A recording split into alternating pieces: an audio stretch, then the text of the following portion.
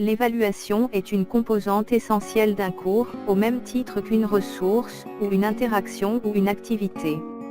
Elle peut prendre plusieurs formes, questions-réponses, rédaction, etc. Elle peut être située dans le temps, avant, pendant, et après l'apprentissage. Comme elle peut être à distance ou en présentiel. Voyons où et comment l'introduire dans Opal. Commençons par le grain de contenu.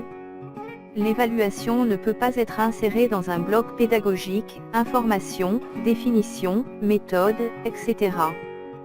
Comme on ne peut pas l'introduire entre deux blocs, donc, elle ne peut pas faire partie d'un grain pédagogique. Examinons le cas d'une activité pédagogique. L'évaluation peut être introduite au début de l'activité, avant les grains de contenu, entre les grains, et ou à la fin de l'activité. Elle peut prendre la forme d'une question de type exercice rédactionnel, QCU, QCM, etc. ou d'une liste d'exercices.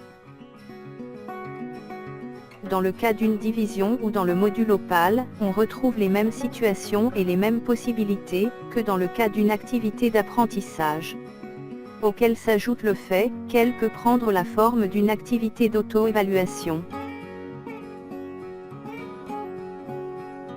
Voyons maintenant quelques exemples de conception de questions. On active l'activité sur la composante du traitement de texte. Une évaluation est prévue, à la fin de celle-ci, sous forme de liste d'exercices. Commençons par la création de l'item « Liste d'exercices ». Du fichier texte, on recopie le contenu d'une série d'exercices d'évaluation. Puis, on le stocke dans la zone brouillon. Copier-coller le titre. Par défaut, la liste propose un emplacement d'un exercice de type « Question à choix unique ».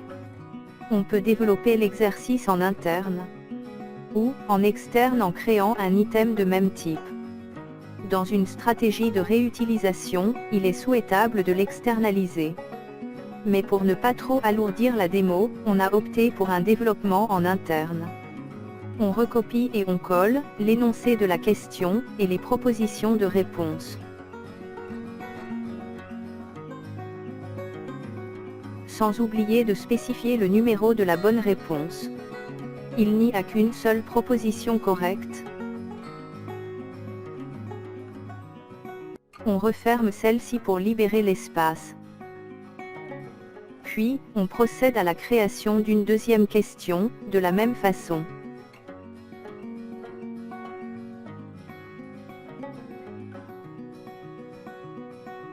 Pour la troisième question, choisir le type QCM, question à choix multiples. Copier-coller la question et les propositions. Pour chaque proposition, préciser si celle-ci sera cochée ou non cochée.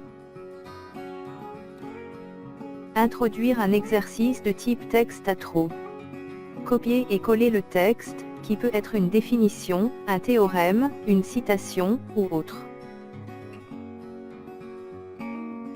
Sélectionner le mot ou les mots à cacher, puis, dans la liste des éléments à insérer, choisir « Trou ».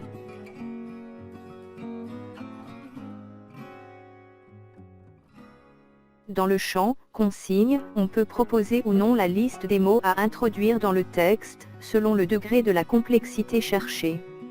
Enregistrer et visualiser.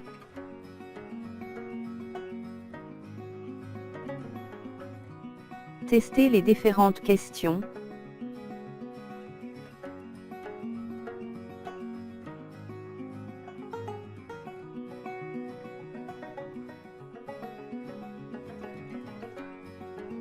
Le bouton correction affiche les bonnes et les mauvaises solutions.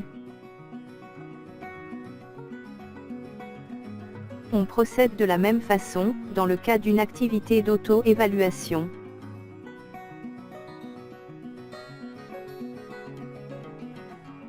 Merci et bon courage.